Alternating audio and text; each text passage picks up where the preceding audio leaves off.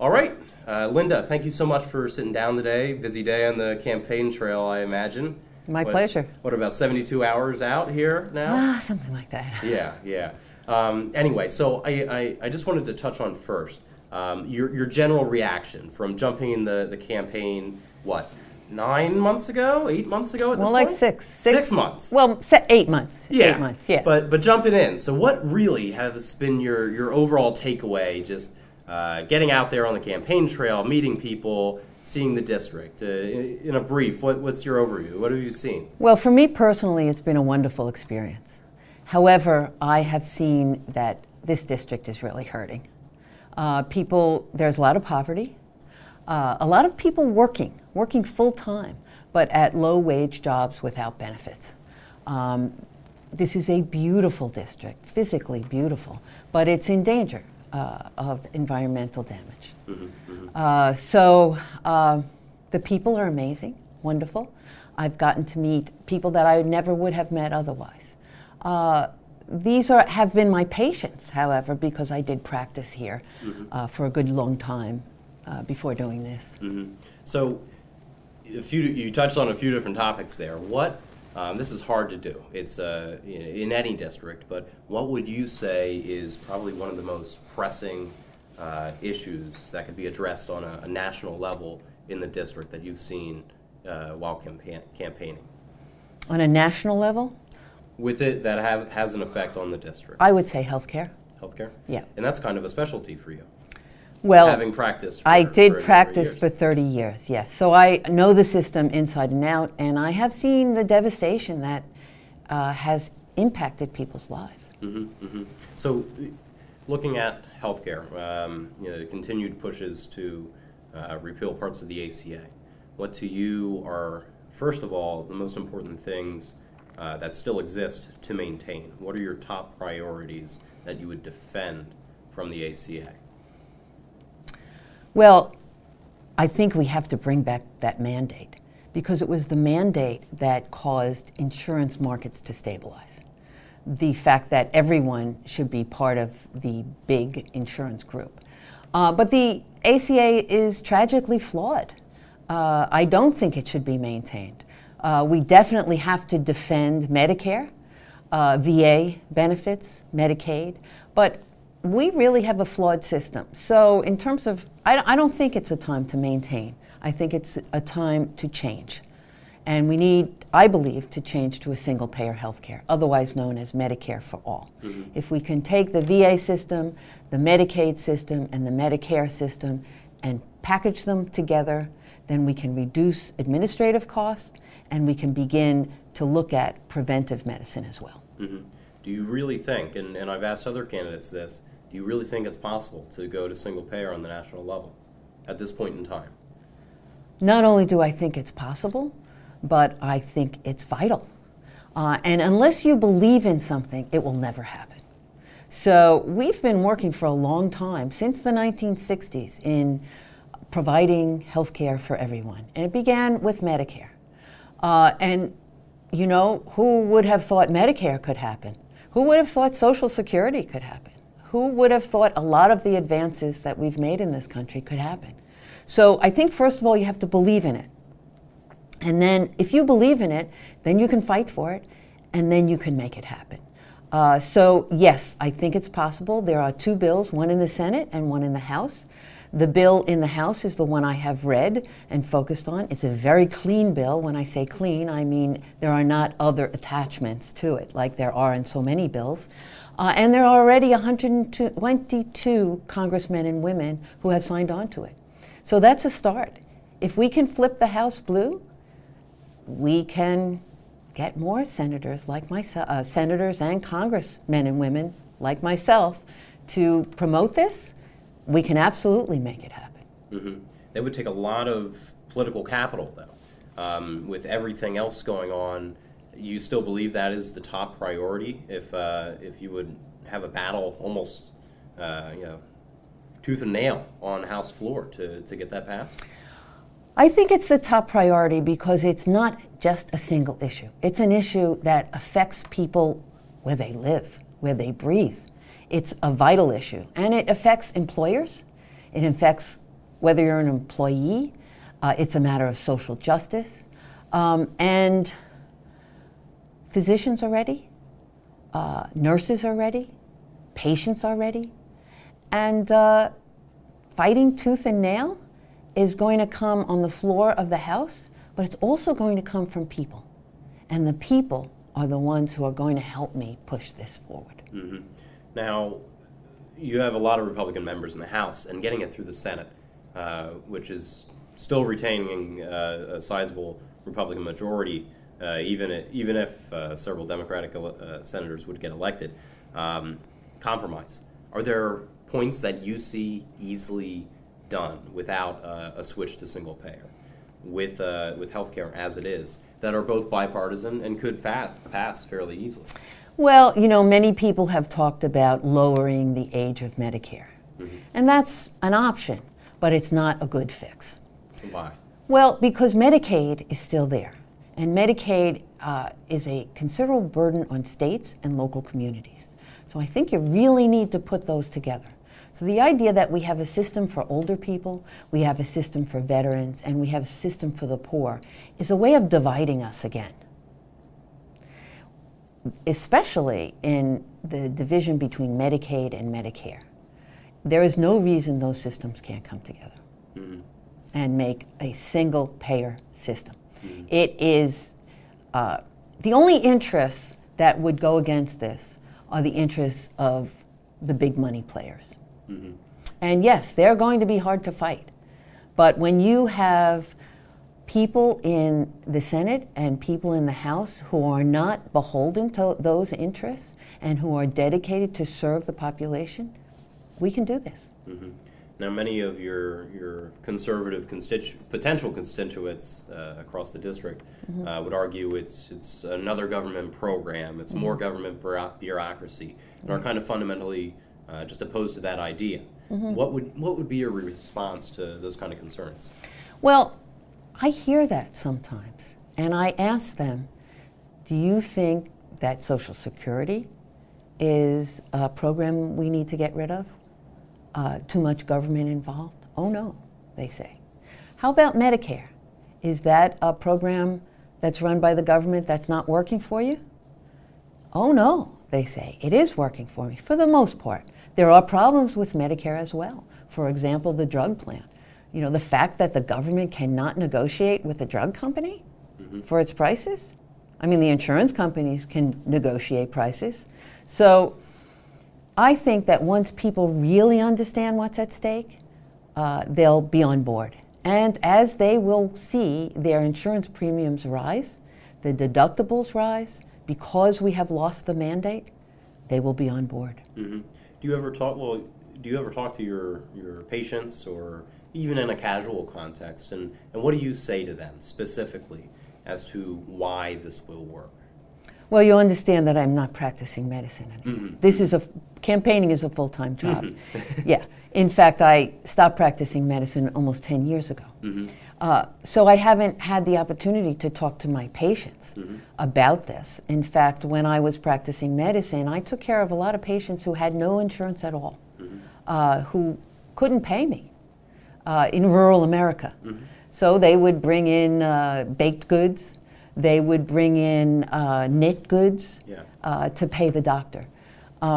So what I have seen with my patients is the devastation that is the result of this system, particularly patients who would come to see me late in their disease. They would hold off from seeing the doctor because they didn't have the money, or because they had insurance but the deductibles were too high. So they were trying to save up enough money to go see the doctor. To me, that's tragic. That's heartbreaking, and it shouldn't happen in this country. We are a very, very wealthy country. We should be able to take care of the people in the country.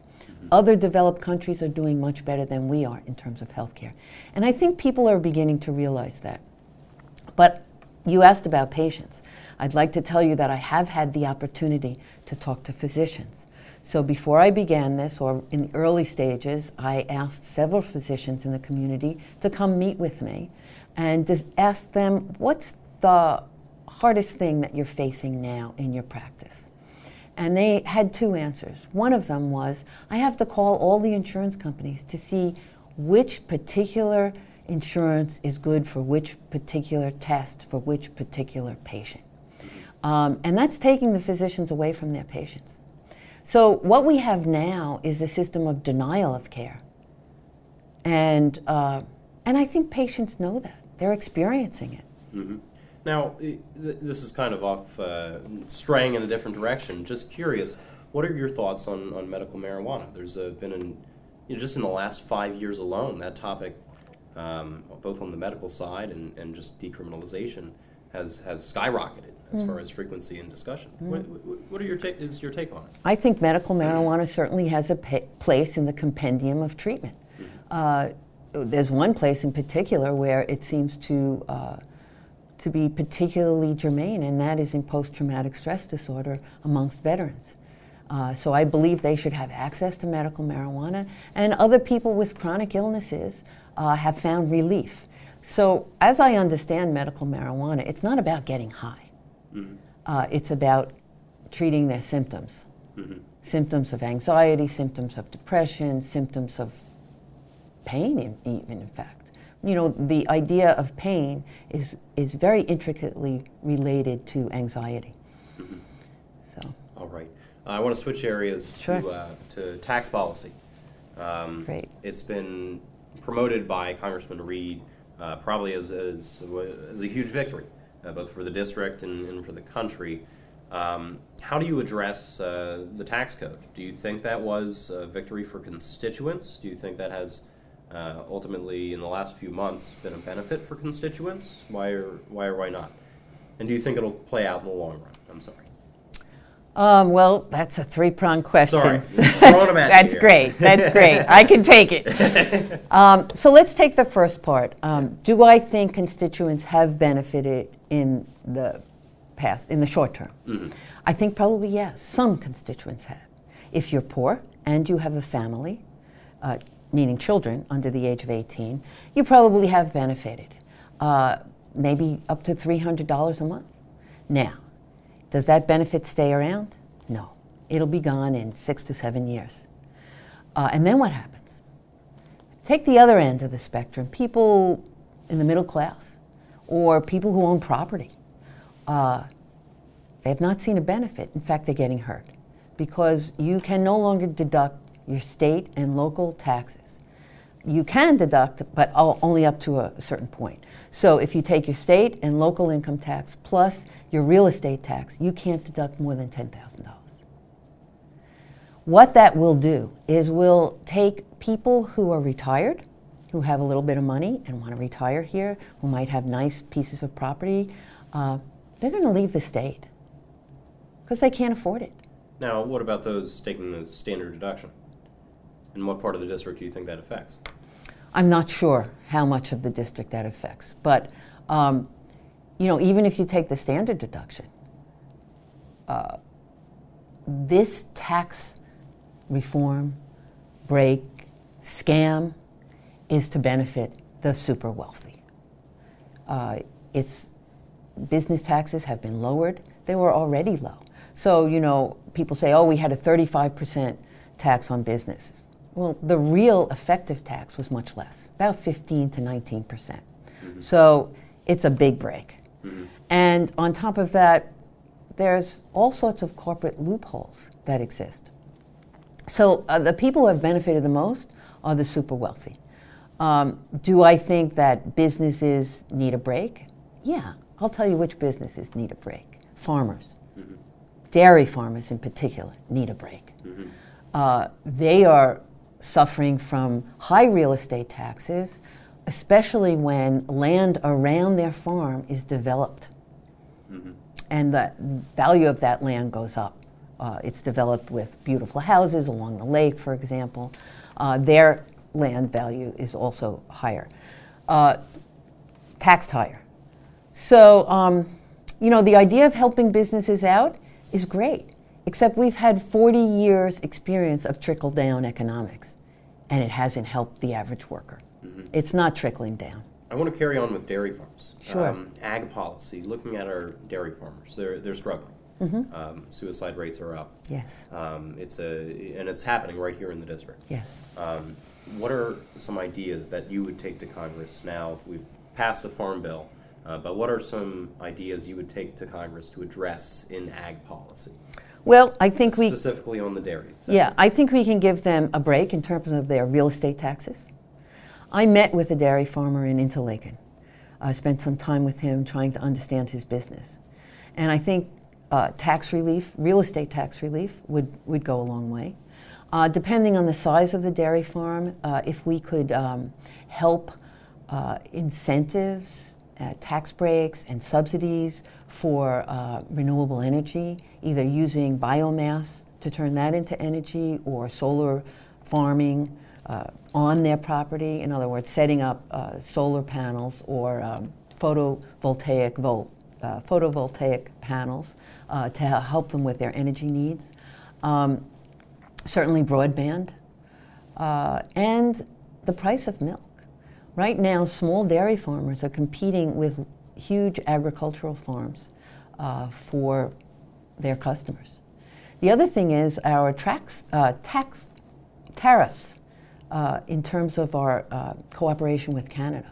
Canada is one of the biggest consumers of ultra-filtered milk coming from New York State. And if we are going to get in a tariff war with Canada, then we're going to hurt our farmers. Mm-hmm.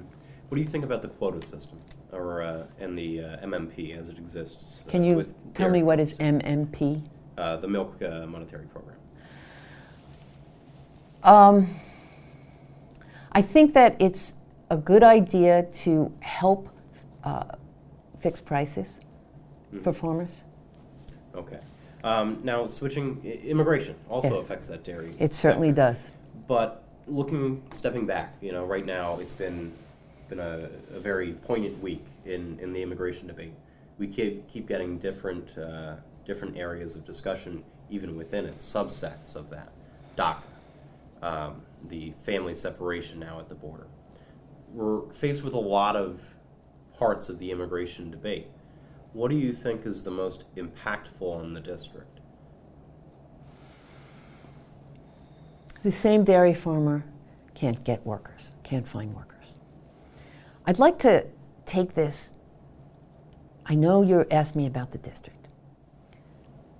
I'd like to take this to a larger point. What we're experiencing right now, this week, with our immigration policy is clear and unadulterated racism. And I think that we need to speak out about that very, very clearly. We could easily fix our immigration problem, policy, but what is happening is a political game of chicken between our current president and people in Congress. So the idea that the future of the Dreamers should be tied to a wall that will cost billions of dollars is immoral. We have always accepted refugees into this country. We have opened our arms to immigrants who have helped build this country.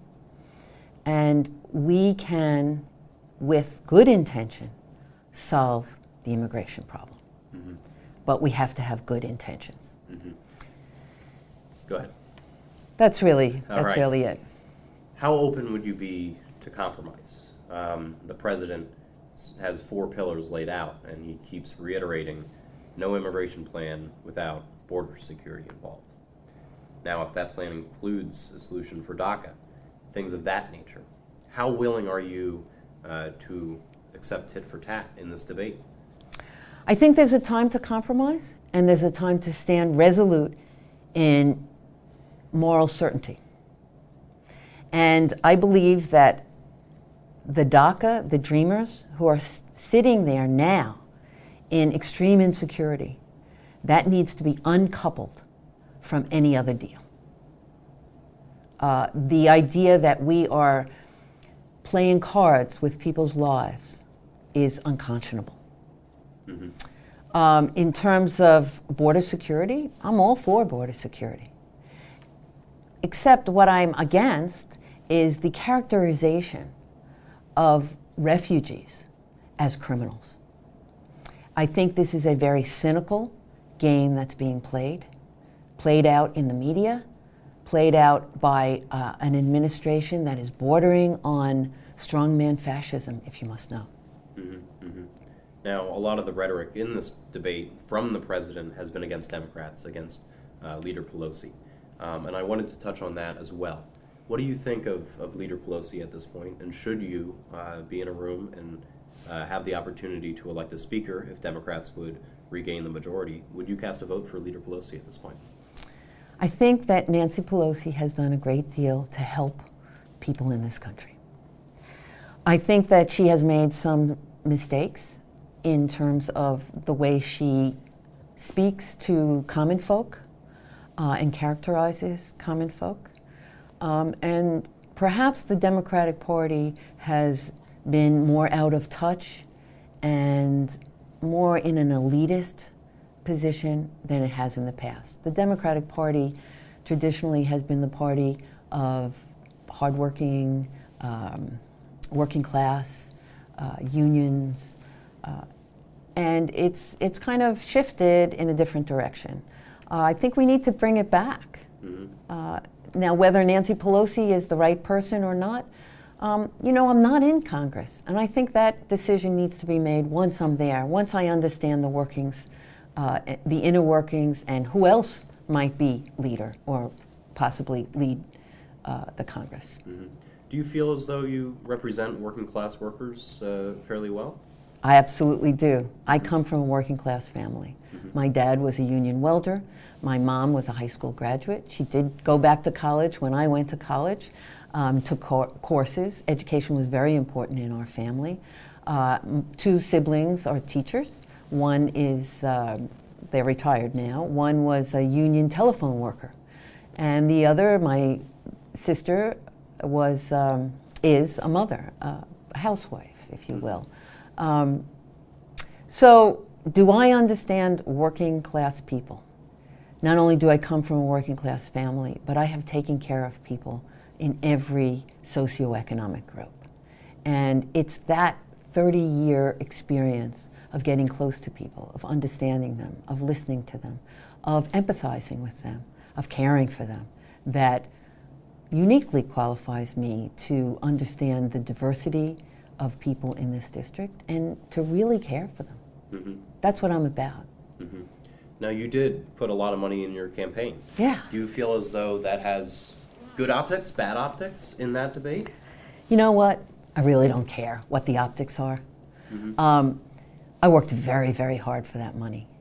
You know, people have an idea of doctors that they get from television or from the movies. We're a very hard-working group of people. Mm-hmm. I lost my youth, if you will, to the practice of medicine, and I gladly did that. It has been a fantastic career for me, fantastic way for me to spend my youth. I worked 100 hours a week as an intern, many, many, many nights without sleep, and very low pay, by the way. Mm-hmm. So at this point in my life, I have a very comfortable retirement. My husband is a small business owner, now 85 employees here in Ithaca. So we're very comfortable. And what am I supposed to do with all that comfort? Sit back and watch other people struggle? No. So I'm very, very happy to take my hard-earned money, put it on the table in an effort to help other people. And when I do that, it makes it easier for me to ask other people to do the same. Mm-hmm. So that's my optics. Mm-hmm. All right. I want to touch on some more policy options, too. We had a good segue in there, though. But Second Amendment, I know it's, especially recently with a number of shootings, incidents, even in the last months. Where do you stand on the Second Amendment, which is a very big issue in upstate New York? Second Amendment is the Second Amendment. Mm-hmm. I don't want to repeal it. I think it should stand. In terms of the problem with guns in our culture, we have a lot of guns in America. But it's people who shoot those guns. And I want to understand why and how they are doing it and how we can stop it. So I think, like in any disease, I think this is a disease of our culture. We need to understand the root cause and address that. So I'm very happy that this tax plan has allowed the reinstitution of the study of violence in our culture by the Centers for Disease Control, the CDC. Mm-hmm. So that's where I would start, with understanding what's going on. I am very sensitive to the needs of hunters in this district. Some hunters here in this district hunt for subsistence. You know, that's how they get their food. Mm-hmm. Others do so because it's something that they learned as children in their families. It's a cultural thing. And so I'm fully in support of that. In fact, I've gone out with a friend of mine who is a hunter, mm-hmm. and I'm not a hunter, but I've sat in the woods with her, and I helped her put up her blind the day before buck fever. So I'm supportive of that. It is a tragedy that we have school shootings. And I think that the first thing we need to do in terms of school shootings is to understand why. Secondly, I do believe we need to have universal background checks. I don't think the Second Amendment is a freedom to do whatever you want, just like the First Amendment. The freedom of speech is not a freedom to do whatever you want. We don't yell fire in a crowded theater.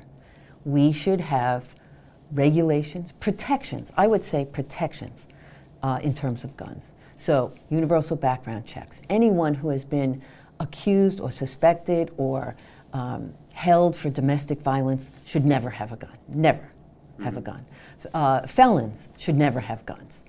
So the rest of us should have safety courses if we haven't been taught in our families how to safely deal with guns. When there are small children in the house, guns should be locked. Ammunition should be separate from the gun and also locked. So these are protections that I think are important. Mm-hmm. Briefly, what do you think about the NRA? The NRA is an organization that started as a club for hunters. I think that there's a lot of money there. I think that they are supporting certain politicians, Tom Reed being one of them. And I think they've lost their way. I think most NRA members who are hunters would agree that assault rifles have no place in hunting. I think they're part of the NRA to get that magazine. Mm-hmm. I wanted to touch on earlier, you brought up in the very beginning, environment. Yes. Now, one of the concerns with, and the Trump administration has been taking action to repeal and cut back on regulations, environmental regulations being one of the major ones there. What do you think in a general sense about some of these regulations? Are some of them important that they should not be repealed? Do you think some regulations should be repealed? And if so, how do we prioritize regulation versus the environment? Sorry, that's a very long, it's great. Question. Please don't apologize. It's a wonderful question. I think, first of all, we have to stop talking about regulations. We have to start talking about protections. Because what the Environmental Protection Agency is not about stopping people from doing things. It's about protecting people from harm. So this is, again, a health issue, isn't it? It's a public health issue. The implementation of the Environmental Protection Agency began in a Republican administration. I believe that the protections that we've had so far, the Clean Water Act, Clean Air, the understanding that certain industries are harming our environment and therefore should be responsible. So before the Environmental Protection Agency was put in place, businesses could pollute without any consequence. The consequences to the population are huge. So I think the Environmental Protection Agency is one of the most important agencies, and these protections are important. And we have to make people responsible. But what do you say to a business owner here in the southern tier mm-hmm. who has the EPA or another agency knocking on their door saying you need to clean something up or do something differently and imposing a cost on that business owner who maybe for that regulation, but not for paying for and having to overturn their business to make it happen? Well, I think that with great freedom and great benefit comes responsibility. So if a business is going to thrive, make a profit, do well as a result of being in our community, that business should be a responsible partner in the community. And if they are going to pollute the rivers, the streams, the lakes, then they need to ante up to clean that up. So that's how I feel. And I think that certainly we are now experiencing the results of businesses that have polluted the environment, gotten up, and left scot-free. And it's a cost. There's a cost. And the cost is cancer. We see in Elmira, the high school in Elmira is sitting on a brownfield. And it's going to cost a lot to clean that up. We're all going to pay for it. All the taxpayers are going to pay for it. And the business is scot-free. This is repeated over and over in our district. So out in Cattaraugus County, there is a nuclear reprocessing fuel plant that has been there since the 1960s that is now leaking strontium and putting in danger the headwaters of a river. These are very, very important things. I think it's important for business to do well, but business also has a responsibility. The fact that 11 men died in the Gulf of Mexico and BP Oil got a slap on the wrist, which was just the cost of doing business, is, to me, immoral. And one last question, Yes. back to the primary in general. Should any candidate in the Democratic field win the nomination and it not be you, would you support that candidate? Of course. And fully endorse him? Of course. Okay. All right. Well, that's all I have. Again, thank you so much for sitting down, and we'll let you get back on the campaign trail. This has been a great pleasure. Yeah, Thank you all so right. much.